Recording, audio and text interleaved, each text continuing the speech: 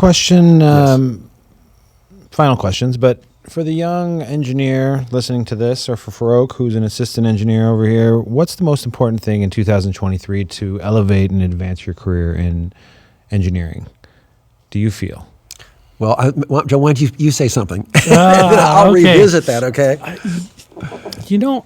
think it's about having a positive attitude and being supportive of the artist.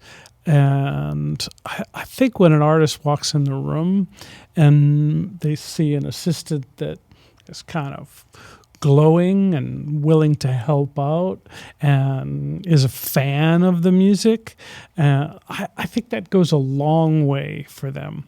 I think you're in this because you love this business, and if you show that, I think it gets you a lot further than all the technical skills or recording skills that you could ever amass. I think your passion and commitment and love of it gets you a long way. Paul, as a studio owner, and Alan, I'll come right back to you, but Paul, as a studio owner, what do you look for in a hire at Sunset Sound or Sound Factory in the 80s? What's an important characteristic of someone's vibe or their talent? What do you find? Yeah, that's a good question. I think enthusiasm and people that are really dedicated and that are not people that are here complaining.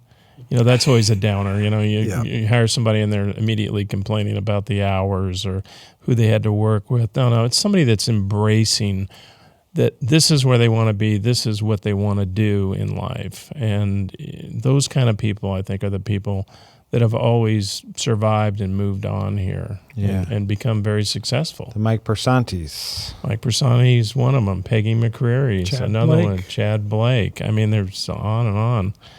These are people that were dedicated in their field and what they wanted to do. And Mike really loves it. He really is into it. It's like we just did that run for T-Bone over at the Village and put the speakers in. And Mike's just the greatest guy. I mean, he's just, I heard those speakers. Yeah, we went over and listened to the new Bob Dylan album on them. Yeah, they're kind of fun, It's, but I mean, it's you got some great people. But for me, working in these studios, the seconds that I have had work for me in your studio it's just a pleasure. I mean, they're so into it, and we're having so much fun. We're all having fun together.